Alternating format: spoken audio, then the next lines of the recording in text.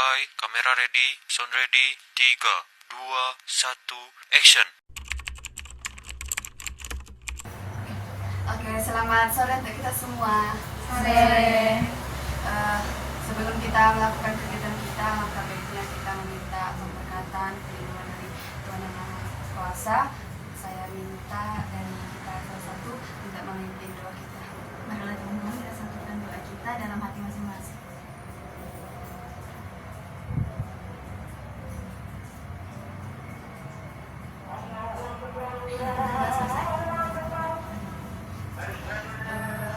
Sebelum kita melakukan kegiatan kita, saya meminta untuk kakak-kakak sekalian, kita bernyanyi lagu nasional untuk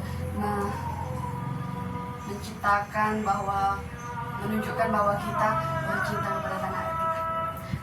Saya minta untuk berdiri. Marilah kita menyanyikan lagu nasional kita yang berjudul Garuda Pancasila dengan saya memimpin. Garuda Pancasila, 1, 2, 3 ya. Garuda Pancasila, akulah pendukungmu, patriot proklamasi, sedia berkorban untukmu. Pancasila dasar negara, rakyat adil makmur sentosa, pribadi bangsaku. Ayo maju, maju, ayo maju, maju, ayo maju, maju. Ya, di applause untuk kita semua. Silakan duduk. Oke, baiklah, di sini nama kegiatan kita yaitu PKCKO, yang dimana pembelajaran kegiatan cerdas format kelompok. Sebelumnya orang kakak sekalian, apakah sudah pernah mengikuti bimbingan seperti ini? Belum. Oke, kalau belum, di sini saya menjelaskan apa sih itu PKCKO yang akan kita lakukan ini. Jadi kegiatan kita kali ini yang namanya PKCKO yang telah saya jelaskan tadi itu berupaya untuk mengatasi masalah krisis tentang perkembangan karakter cerdas dari kayak kita generasi penerus ini, yang bertujuan untuk mengembangkan potensi diri kita untuk menghayati dan mengamalkan nilai-nilai sesuai dengan Pancasila yang ada di negara kita ini, seperti itu. Dan adapun cara pelaksanaan yang akan kita lakukan, yaitu saya Gladys Apresitorus sebagai pemimpin kelompok atau biasa disebut dengan PK, dan kakak-kakak sekalian adalah anggota kelompoknya atau AK-nya. Jadi cara pelaksanaannya itu kita akan berdiskusi dengan siapapun yang ingin memaparkan atau mengemukakan pendapatnya, diharapkan untuk mengangkat tangannya terlebih dahulu, lalu mengemukakan pendapatnya. Lalu tidak diperbolehkan untuk memotong pembicaraan anggota kelompok manapun yang akan mengemukakan pendapatnya. Dan yang terakhir, tidak ada pendapat yang salah dan tidak akan ada yang menyalahkan pendapat dari anggota kelompok manapun. Dari penjelasan yang telah saya sampaikan, apakah ada yang ingin bertanya? Oke. Selanjutnya, di sini kita sudah saling kenal, tetapi alangkah baiknya lagi kita memperkenalkan diri kita agar yang kenal semakin kenal lagi, seperti itu. Jadi di sini cara pengakraban kita dengan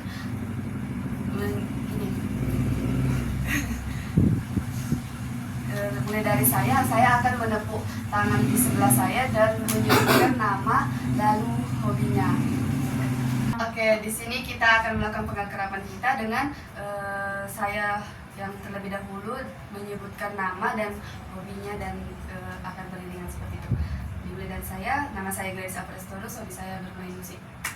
Nama saya Benda Pandiangan, hobi saya bermain basket. Nama saya Citra Wendrama, hobi saya bermain.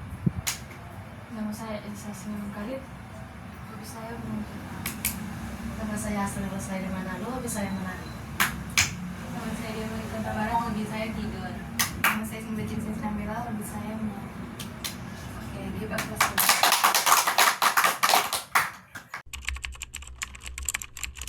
Sebelum kita melakukan sesi yang lebih lanjut lagi, saya ingin bertanya lagi nih, apakah kakak sekalian dengan penjelasan yang telah saya sampaikan tadi ada yang kurang dimengerti? Sudah cukup mengerti. Apa sudah siap untuk ke sesi selanjutnya? Siap. Oke. Jadi di sini kita akan membahas topik yang setelah saya tentukan dengan mengaitkan dari butir-butir nilai karakter cerdas yang saya pegang di sini, atau bisa dikatakan dengan buku saku. Saya akan membagikannya terlebih dahulu.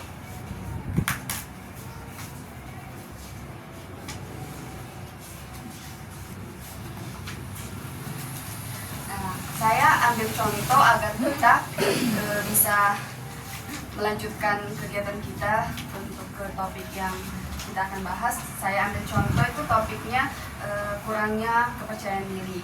Nah, dari topik kurangnya kepercayaan diri itu di sila keberapa nih yang seperti yang menyimpang dari topik yang saya tentukan itu, kira-kira sila-sila keberapa atau butir-butir yang mana aja yang bisa menyimpang atau tidak berkenan di sila-sila ini. Saya ambil contoh di sila yang keempat, kerakyatan yang dipimpin oleh hikmat kebijaksanaan dalam permusyawaratan perwakilan. Di poin yang ke-25, sebagai warga negara dan warga masyarakat, setiap manusia Indonesia mempunyai kedudukan, hak dan kewajiban yang sama. Nah, jadi orang yang kurang percaya diri itu tidak melakukan di poin yang ke-25 ini, dia tidak melakukan haknya sebagai manusia Indonesia yang mempunyai hak yang penuh. Jadi makanya dia jadi kurang percaya diri seperti itu.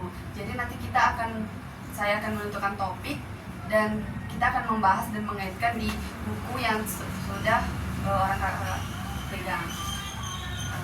Apakah ada pertanyaan terkait dari itu? Tidak. Apakah kita sudah bisa melanjutkan? Oke, baiklah. Kita akan melanjutkan dengan sesi selanjutnya, yaitu topik yang saya angkat, yaitu tindakan bullying atau perundungan. Nah, kita bisa melihat dari buku kita ini, kira-kira apa sih yang di nilai-nilai Pancasila yang mana sih yang menyimpang dari tindakan bullying itu? Boleh dibaca-baca dulu.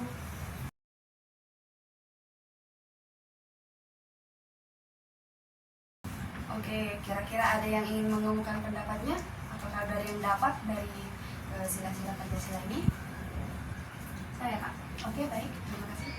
Saya ambil dari sila yang pertama, ketuhanan yang Maha Esa, pada poin yang keempat, membina kerukunan hidup di antara sesama umat beragama dan kepercayaan terhadap Tuhan yang Maha Esa.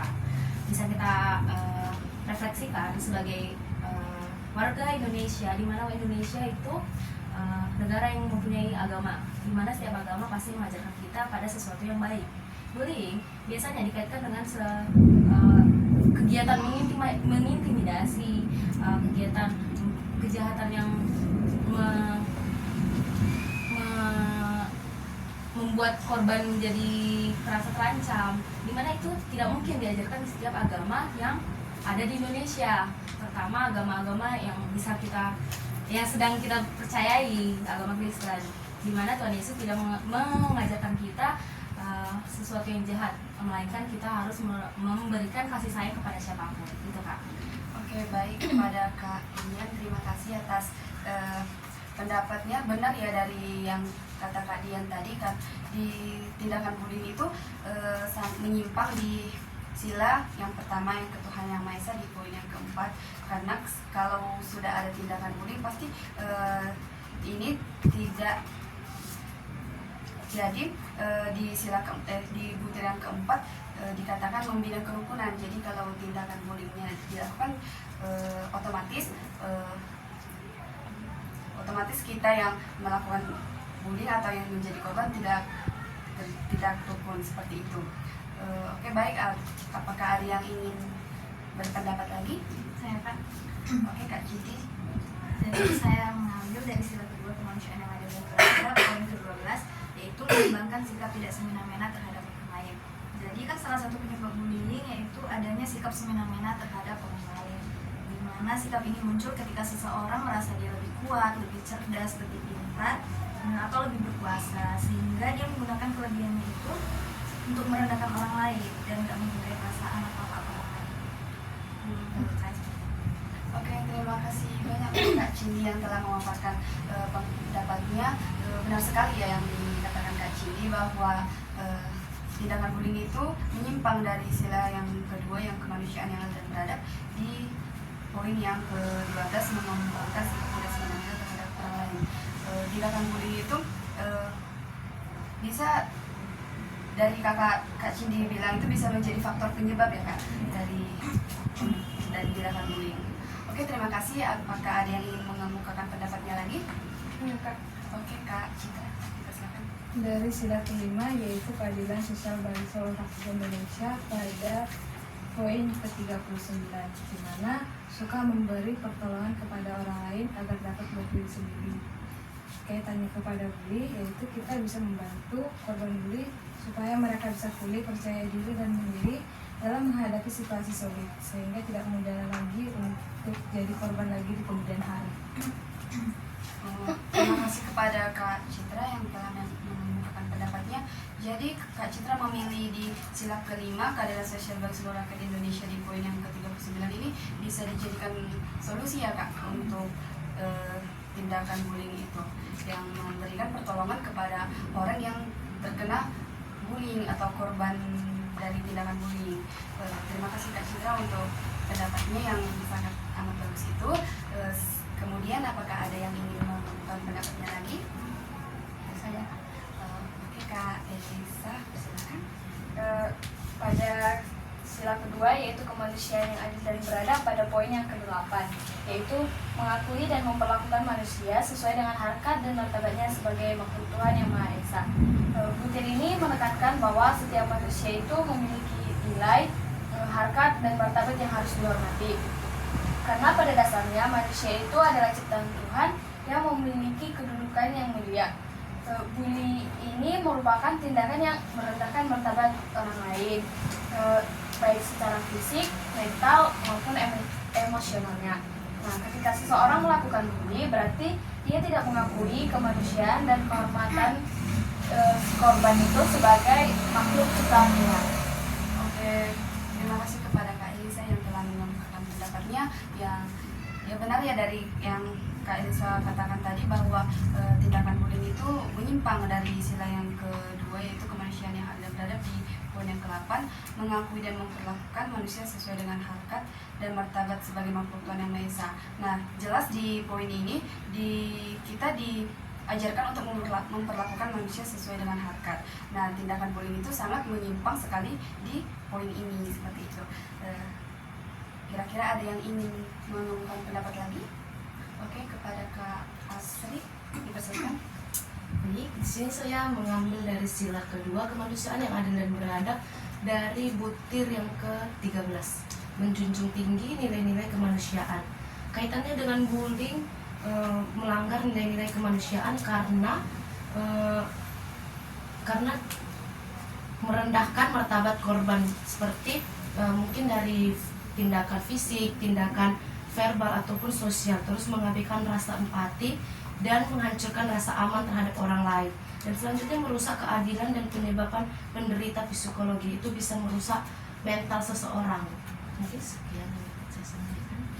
Oke, terima kasih kepada Kak Asri yang sudah mengemukakan pendapatnya yang dimana dia memilih di sila kedua kemanusiaan yang adil dan beradab di poin yang ke-13 ya Kak, menjunjung tinggi nilai-nilai kemanusiaan.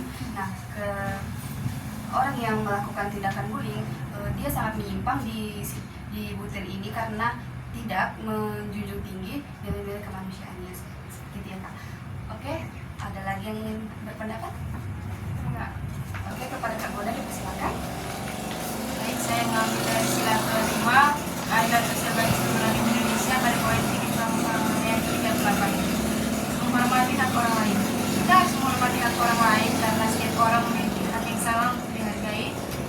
bukan adil dan merasa aman dalam kehidupannya. Dengan menghormati hak orang lain, kita menciptakan lingkungan yang damai, saling menghargai, dan mencegah terjadinya konflik. Saya kira itu saja pendapat dari saya. Terima kasih. Oke, terima kasih kepada Kak Bole yang telah mengungkapkan pendapatnya yang dimana dia memilih di sila yang kelima keadilan sosial bagi seluruh rakyat Indonesia di poin 38 bisa kita lihat bersama-sama, yaitu menghormati hak orang lain. Jadi di tindakan bullying ini sangat menyimpang di sila ke-38 karena dia tidak menghormati hak milik orang lain seperti itu. Nah, apakah ada yang ingin memberikan pendapat lagi? Kira-kira? Mas. Oke, dapat disimpulkan dari tindakan bullying ini setelah kita membahasnya, setelah kita menguliknya dari buku ini, tindakan bullying bisa disebabkan dari sila-sila yang telah kita paparkan tadi, yang dimana pelaku bullying itu semena-mena kepada orang lain, menganggap sebelah mata atau tidak menjunjung tinggi nilai-nilai kemanusiaannya kepada seseorang, dan kita mendapatkan solusinya yaitu menghormati orang lain dan memberikan pertolongan kepada orang lain. Seperti kita mendapat solusi kalau kita melihat ada korban bullying, kita bisa memberikan pertolongan dengan cara empati atau simpati kepada korban bullying itu, dan menindaklanjuti kepada si pelaku bullying tersebut. Seperti itu.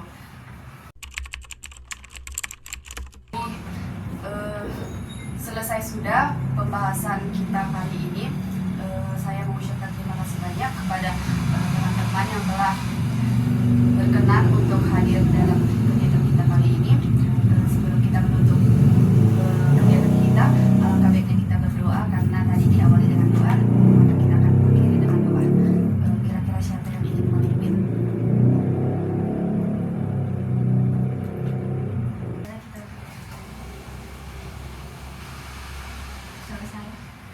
Oke, sebelum kita mengakhiri kegiatan kita ini, ada yang dinamakan format BMB3, yang dimana BMB3 itu pikir, merasa, bertindak, bersikap, dan bertanggung jawab.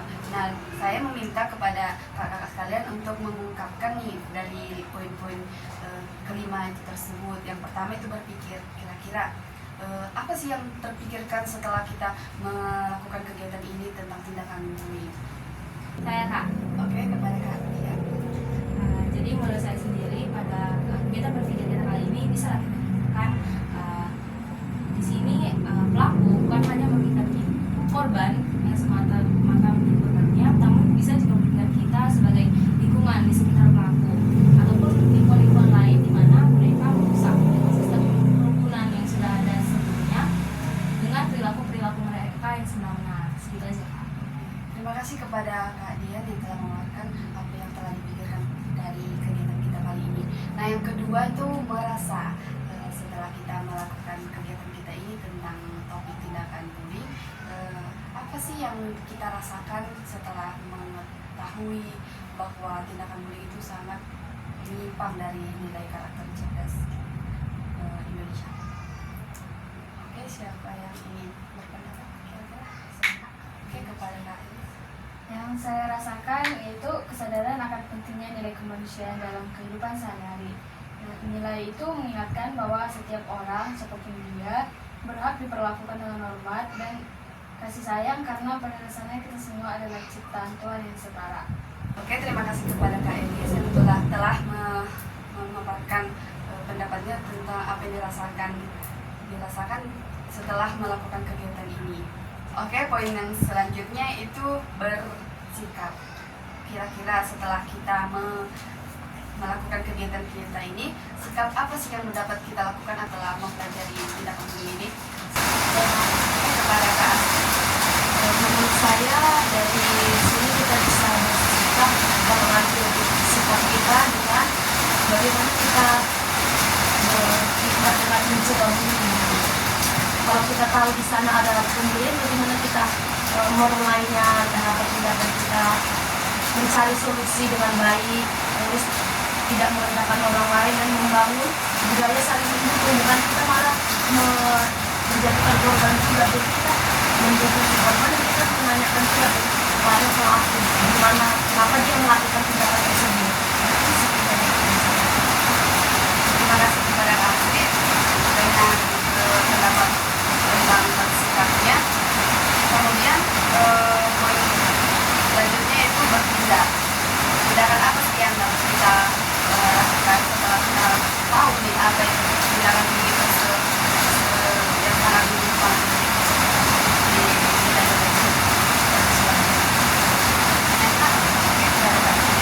Menurut saya salah satu tindakannya yaitu dengan menjadi pengguna yang baik. Korban ini namanya pakai metode jaga dan pengawasan sosial. Karena orang yang berkenal sangat penting bagi korban bullying dan mereka tidak merasa sendirian. Oke, terima kasih kepada Kak Astrid. Berarti tindakan yang kita lakukan menurut Kak Astrid, kita memberikan rasa empati yang kepada korban